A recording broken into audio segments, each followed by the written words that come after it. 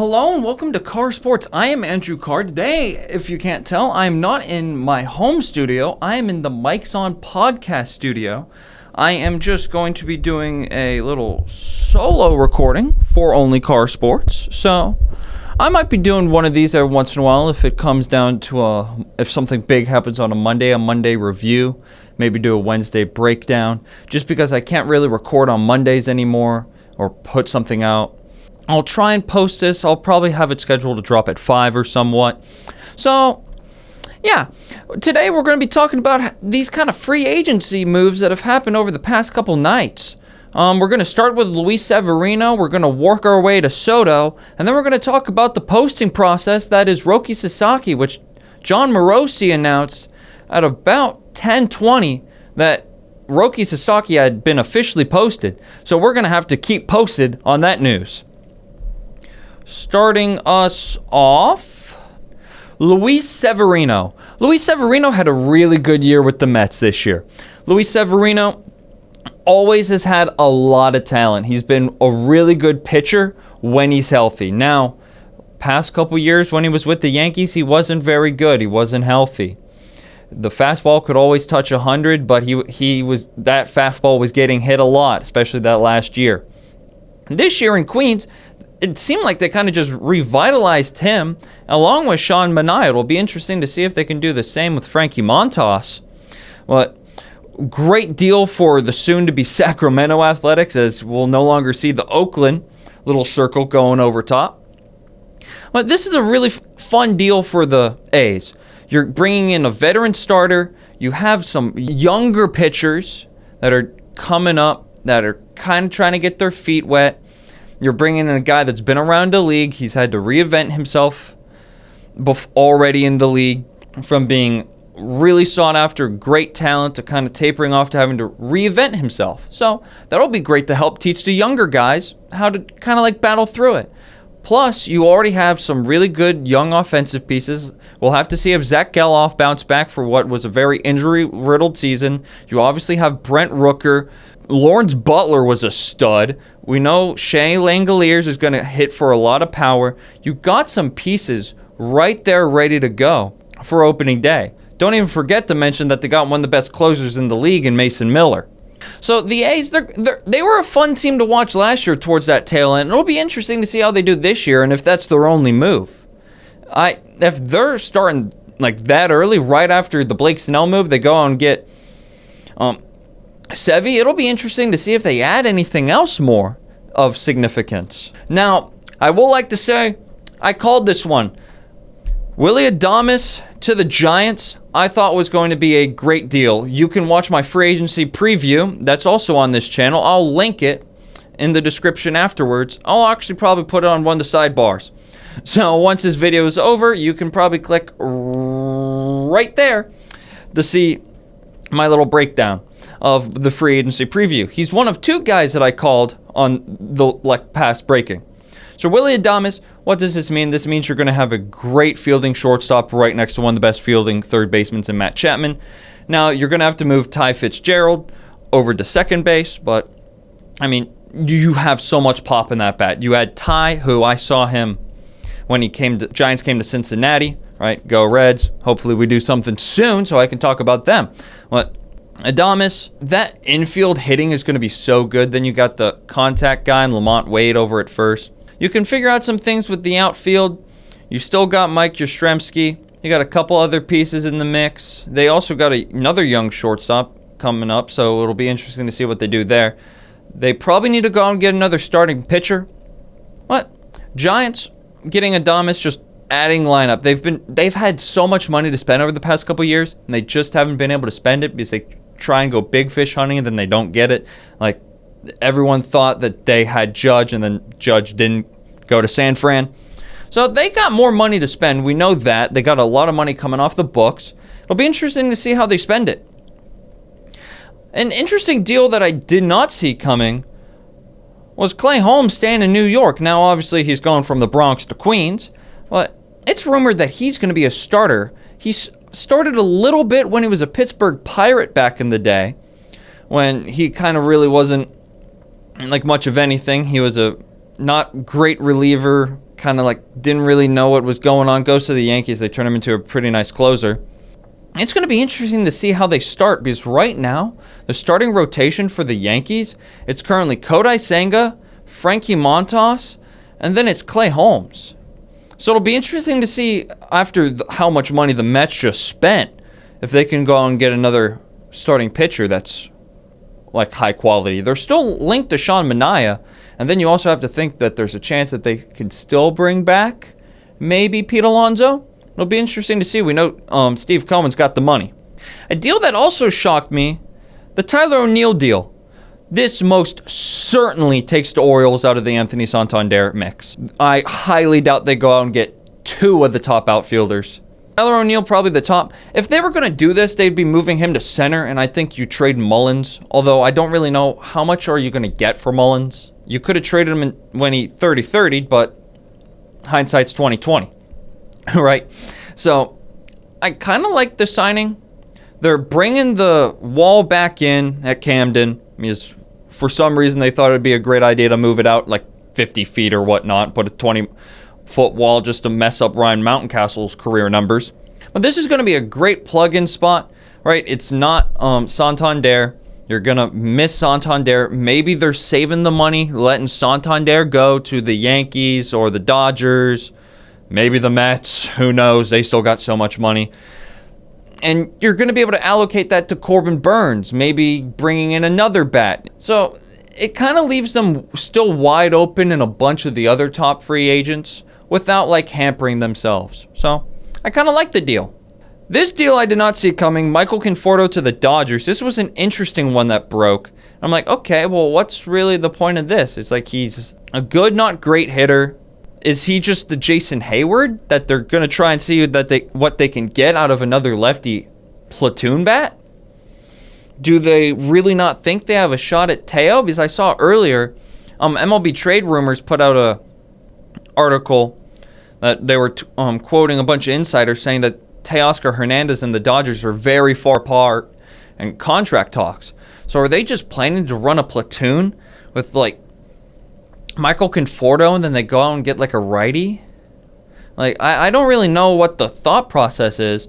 It's the Dodgers, so it's not like this is going to be like, oh no, this is the one move that they can make. They're going to go out and spend more money, 100%. And just an interesting signing that I don't really think we saw coming. Conforto, good bat. Be interesting to see how the Dodgers use him. Now for the crown jewel of this free agency, Juan Soto. I wish I could have gone live, but I had just gotten back from my 18th birthday dinner, right? And this news broke as soon as I got back home. So it was late. I wasn't going to go live. I wasn't going to like start yelling and screaming up in my home studio, waking a bunch of people up. This is the second free agency thing that I called. I'm currently 2-0 on batters, 0-1 on pitchers. Although I did have Blake Snell going to Los Angeles, just I had him going to the Angels. If you want to see why I had him going to the Angels, check out the free agency video that I'll be linking right there. What? Massive deal. Massive deal. It's listed as a 15-year, $765 million deal. If we're being real, this is the $805 million deal. And for those of you that aren't familiar with the contract details, so it's a 15-year deal with an opt-out after 5. So it's $51 million, $51 million, $51 million for 15 years. But if he opts out after 5, the Mets can void his opt-out. And then that adds $4 million to the next 10 years of that contract, making it a $55 million annual salary. This contract is going to end up, unless something unforeseen happens, like Soto falls off a cliff as soon as he starts playing for the Mets, which I don't really see happening. He's going to be making $800 million. I was talking with one of my friends earlier this morning and looking at like these top contracts that have been given out to players. It's pretty funny how we kind of skipped. We got Trout's like 426, I believe, and then we just skipped 500, skipped 600, Ohtani 700, and then now it's going to be Soto 800 for 15 years. So, ridiculous deal. Yankees fans on Twitter were screaming last night. It's just so odd. He wanted to be a Met. When you get the Yankees deal was kind of close. It was 16 years, 160, so it was an extra year but it was like $5 million, or I believe $4 million dollars less if my math is correct. So it wasn't that big of a difference, but to him it must have been a big difference. Thing about the Mets, he liked better. Maybe Steve Cohen's like, yeah, well, we're bringing you in, right? And we don't have Pete Alonso in yet, but he's coming back. You see the Yankees went out and traded you because they didn't think they could go out and sign the big fish. We're willing to go out and sign them and then bring Pete Alonso back. We'll bring in whoever you want. You can run this city for all we care as long as you and Pete Alonso get along pretty well, which I think they will. Pete Alonso will enjoy some help in the lineup. But this Mets lineup is going to look so nice. Lindor. Then you have Soto, Mark Vientos. If you bring back Alonso, it's going to be like the one hole that when I look at their lineup right now, and this is minusing Pete Alonso not being there, is third base Brett Beatty, and he's a former top prospect. It's going to be interesting to see if he actually gives up his number 22 or not. I think the Mets would just probably, if he says like, no, I'm not giving it up, just gets cut. Just goodbye, we'll trade you away for something. But really the only hole is third base, and that gets solved if you move Vientos to third and bring in Pete Alonso back, right? Jeff McNeil, former batting title champion. Starling Marte, he's going to give you quality at-bats in his old age. You still got one of the former number one prospect in Alvarez as your catcher. Injury-riddled season last year, was really good as a rookie. Let's see if he has a really good third season where he's actually healthy for once. Love this deal for the Mets, obviously. It'll be interesting to see how he plays through the tail end of that contract. I feel like it's going to be he's not going to fall off that bad because so much of his game is just commanding the at-bat. He's got such good discipline that he's going to be able to work at bats. I think the worst he ever ends up being, right, is like kind of like how when Votto coasted out, Votto kind of like he's going to be able to decide what route he wants to take. Is he going to still try and walk and hit for average? Or is he going to try and like hit for power, right? He's got so many tools that he's going to be able to choose what he wants to do when he gets to that. Is he going to go 3 true outcomes or hit for average towards that tail end when he gets 38 to 40? Now, we knew this was going to happen. Roki Sasaki was posted this morning. He is able to be signed tomorrow morning. I don't know exactly what time it officially opens. He is expected to sign sometime between, well, he has to sign before January 23rd, but he's expected to sign somewhere between January 15th to that deadline. Just because then, as soon as it hits January 15th, then it becomes next year's international free agent pool, right, where he can make the most out of what will be a signing bonus, right? Because him being posted now instead of 2 years from now makes it so he cannot get like the Yoshinobu Yamamoto contract that he got last year. He's not a like free agent, he's an international free agent. So it's the same thing as if like you're going to be going into you're not even going to be arbitration eligible. It's going to be like a top prospect that you just signed, right? As soon as he gets called up, it's like how like when even Salas got signed by the Padres, right, as a 15-year-old. It's going to kind of be like that. As soon as he makes the majors, he's going to have the renewable contracts and the arbitration. Then he'll hit free agency. So they're going to have him basically under club control, cheap, like really cheap club control for 6 years, 7 years if they manipulate the service time for some reason. Whoever gets him is getting probably a top 15 pitcher in the league for nothing. He's going to be getting paid the same as Paul Skeens, right? Those like young, low service time kind of contracts. So it's going to be interesting. Dodgers are obviously linked to him, and that would just make, I feel like, every baseball fan mad. I'd really like to see him in gray and yellow pinstripes of the Padres. If he was to go to the Reds, I'd love it. I mean, I don't really know any fan base that would be mad if they signed Roki Sasaki, because you're not paying him anything.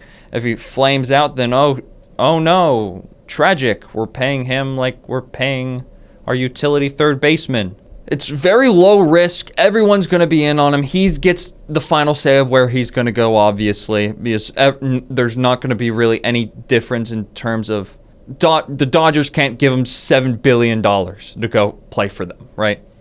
So it technically means the White Sox and the Dodgers have the same likelihood, although we know that isn't true. There are rumors that he said he wants to play for a smaller market team. We saw that last year don't know if he said that this year or not. It'll be interesting to see how that goes. All right, so in other baseball news, tomorrow will be the MLB Draft Lottery. That starts at 5:30 p.m. Eastern Time. Then Wednesday, after the order is sorted out, it will be the Rule 5 Draft, where any player that wasn't protected by the 40-man roster edition that has been in their system for 3 years or was on their second minor league contract, I believe. There are some interesting rules to the Rule 5 draft. I recommend you looking them up. MLB.com has a really good article on it. So if you just look up the what to watch at winter meetings, draft lottery, Rule 5 and more, if you just search that up, it'll come right up. That's the article name. And you can click on the Rule 5 draft and it'll kind of give you a breakdown of what's all happening. I'll probably do a video, probably won't go live unless something big happens Wednesday. But I'll do another breakdown, kind of recapping if anything big happened Tuesday, or talk about the Rule 5 draft or whatnot. I'll be back right around then. I'll be at the home studio. I won't be in here. So I'd like to thank you so much for watching Carr Sports. A little bit of a breakdown of free agency. I'll catch you in the next one. Take it easy, everyone.